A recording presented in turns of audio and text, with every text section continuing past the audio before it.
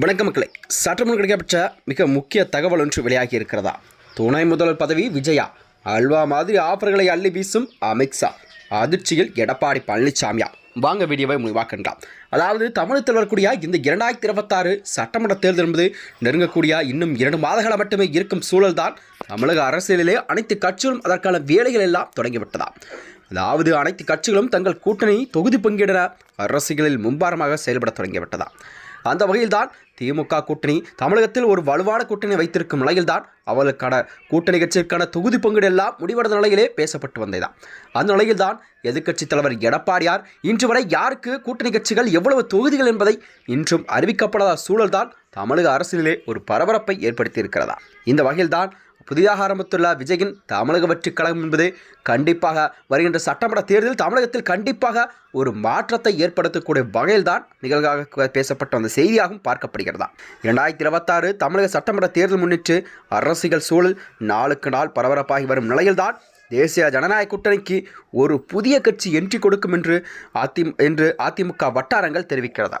அதாவது என்னவென்றால் அதிமுக பாஜக கூட்டணியை வலுப்படுத்தும் வகையில்தான் கண்டிப்பாக இந்த இரு அணிகளுக்கும் ஒரு புதிய கூட்டணி என்பது கண்டிப்பாக தேவைப்படும் சூழலில்தான் புதிய கட்சி இணைய இருப்பதாக அரசியல் வட்டாரத்தில் பேசப்படும் செய்தியாக பார்க்கப்படுகிறதா? குறிப்பாக பாஜகவின் அமித்ஷாவின் மேற்பார்வையில் ஆந்திராவின் பவன் கல்யாண் மூலம் பேச்சு நடத்தி விஜய் தலைமையிலான தமிழக வெற்றிக் கழகத்தை கண்டிப்பாக எப்படியாவது என்டிஏ கூட்டணிக்குள் கொண்டு வர முயற்சி மேற்கொண்டு வருவதாகவும் அரசியல் வட்டாரங்கள் தகவல் தெரியாகியிருக்கலாம். மேலும் கண்டிப்பாக தாவேக்காவிற்கு 40 சீட், அது மட்டுமின்றி துணை முதல்வர் பதவிகள் உள்ளிட்ட ஆஃபர்கள் எல்லாம் விஜய்க்கு கொடுக்கப்பட்டதாக கூறப்படும் செய்தியாக பார்க்கப்படுகிறதா?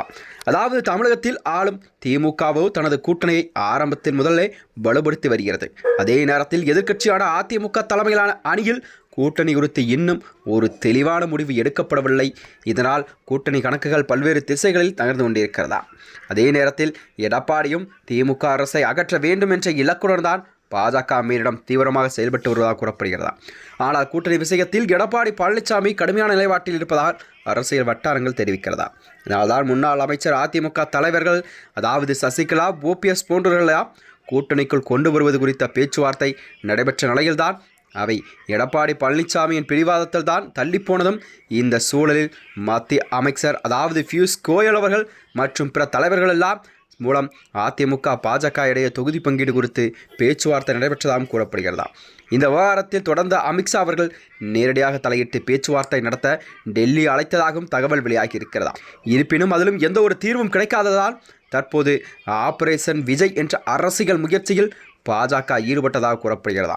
இந்த நிலையில்தான் அமித்ஷாவின் கணக்கு என்னவென்றால், அதாவது தமிழக வெற்றிக் கழகத்தை எப்படியாவது பாஜகவுடன் கூட்டணி வைக்க வேண்டும் என்ற எண்ணத்தில் தான் டெல்லி தலைமை செயல்பட்டு வருவதாகவும் அரசியல் வட்டாரத்தில் பேசப்படும் செய்தியாக பார்க்கப்படுகிறதா? மேலும் இதுபோன்ற வீடியோக்களை தெரிந்து கொள்ள நமது சேனலை மறக்காமல் சப்ஸ்கிரைப் செய்து கொள்ளும். நன்றி, வணக்கம்.